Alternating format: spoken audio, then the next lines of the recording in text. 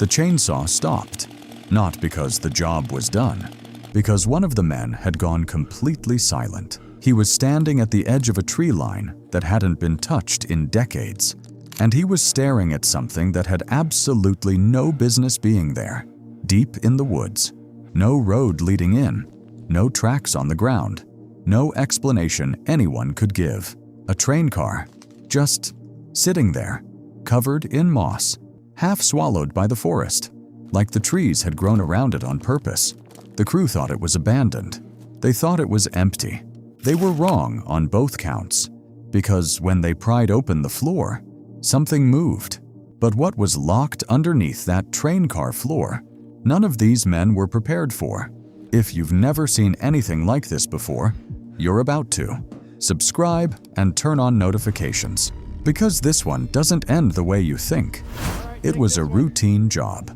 A logging crew, 6 men, hired to clear a remote stretch of forest in rural Montana. Nobody expected anything unusual. These guys had worked dozens of sites like this. Dense, overgrown, forgotten land that nobody visited for years. But this patch of forest felt different, even before they found it. The birds had stopped calling. The whole area had gone quiet in a way that made the older guys on the crew uneasy. Marcus, the crew foreman, said later that the air felt thick, like the forest was holding its breath.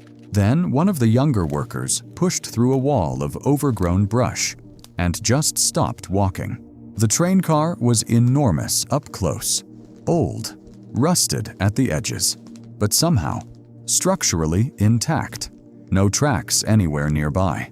Not a single rail, not a rotted wooden tie, nothing. Just the car, alone, sitting on bare forest floor like it had been placed there. Marcus walked the full perimeter twice. He couldn't figure out how it had arrived. You don't move a full train car without heavy machinery, without roads, without leaving marks. But the ground around it was undisturbed. The trees pressing against its sides had been growing there for decades. That's when Marcus noticed the door. It wasn't rusted shut. It had been recently sealed from the inside, and beneath the grime on the outer wall, someone had scratched 4 words into the metal. "Do not open yet."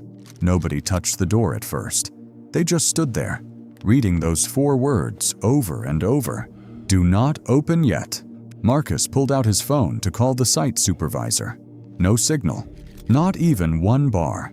That wasn't unusual for this deep in the forest, but right now, it felt like something else entirely.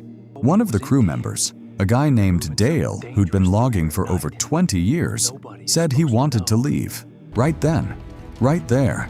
He said it quietly, but everyone heard him. Nobody argued. But Marcus wasn't built that way. He pressed his hand flat against the metal door. It was warm. Not sun warm. Not metal in summer warm. Warm like something on the other side was generating heat. That's when everything changed. Marcus forced the latch. The door groaned open slowly, and the smell hit them first. Not rot, not decay. Something medicinal, clean, like antiseptic and pine. Inside, the train car was immaculate. Shelves bolted to the walls, carefully organized. Canned food, water containers, medical supplies. A cot in the corner, a neatly folded blanket on top, a battery-powered lantern, still faintly glowing. Someone had been living here recently. On the small fold-out table near the cot sat a logbook, handwritten, dozens of pages filled front to back. Dale picked it up. He read the first line out loud. His voice dropped halfway through the sentence. He slowly closed the book and looked at Marcus with an expression nobody on that crew had ever seen on him before. Pure, unfiltered disbelief. Dale wouldn't say what he read. He just set the logbook down, carefully, like it was fragile. Marcus grabbed it. The first page was dated 14 months ago. The handwriting was precise, controlled, the kind of writing that belongs to someone who thinks before every word. But it wasn't a diary. It was a medical log. Temperature readings, feeding schedules, dosage notes. Observations written twice a day, every single day, for over a year. Whoever lived here wasn't hiding from something. They were protecting something. That's when one of the crew members noticed the floor. Right in the center of the car, beneath a worn rug that had been deliberately placed, was a seam, a clean, deliberate cut in the floorboard, a hatch. Marcus knelt down, ran his fingers along the edge. It had a locking mechanism, a combination dial, like a small safe, but the lock was hanging open, like someone had left in a hurry. Marcus pulled the hatch. Cold air rushed up immediately. Not the cold of an empty space, the cold of a temperature-controlled chamber. Below the floor was a reinforced compartment, insulated walls, a small battery unit still running, and a dim LED strip casting pale blue light over everything inside. The men leaned over the edge, and something shifted in the darkness below. A sound followed. Low, quiet, unmistakably alive. Dale stepped back hard and hit the wall of the train car. Nobody spoke. Nobody moved. They just stared down into that pale blue light as two eyes slowly opened and looked straight back up at them. Nobody reached in. Not yet. Marcus grabbed the lantern from the table and held it over the hatch. The light spilled down into the chamber, and the first thing he saw was fur. Dark, dense, spotted. His brain couldn't place it immediately. Then the animal shifted again, and the light caught its full shape. Marcus stood up straight. He said one word, just one, and the two crew members who heard it clearly said they felt the hair rise on their arms.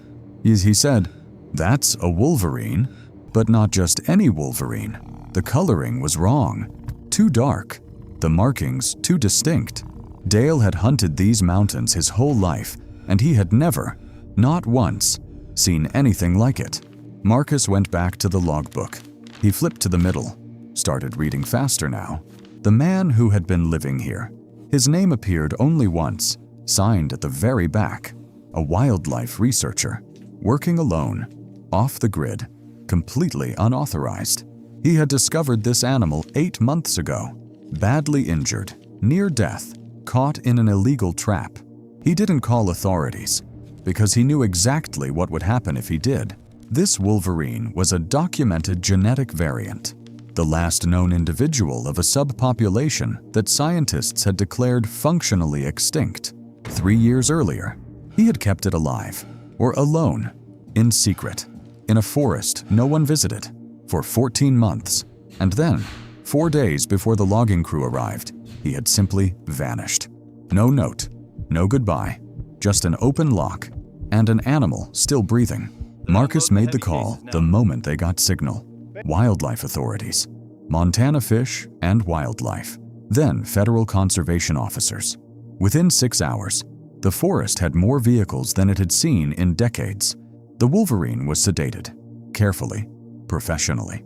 The team that extracted it said they had to stop and just look at it for a moment before they worked, because in 20 years of field work, they had never seen one like it.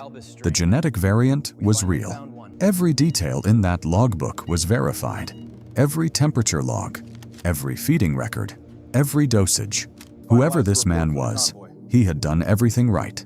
Better than right. One senior wildlife biologist told reporters that the animal's condition was, and this is a direct quote, almost miraculous. 14 months, alone, in a hidden train car, kept alive by one man and a battery unit. Then came the twist nobody expected. Authorities ran the name signed in the back of that logbook. The researcher had been reported missing, not 4 days before the logging crew arrived. 4 years before, he had walked away from his university position, his apartment, his entire life, and disappeared into the wilderness. Nobody had been looking for him anymore. And now they had proof he had been out there the whole time, doing the one thing no institution would let him do legally, saving something the world had already given up on. They never found him, but the wolverine is alive, healthy, protected, or in a conservation facility, with a future it wasn't supposed to have. Sometimes the forest doesn't give up its secrets. It just waits for the right person to walk in deep enough to find them. If this story hit different, you already know what to do. Subscribe, hit the bell, because the next discovery we're covering makes this one look like a warm-up. Don't miss it.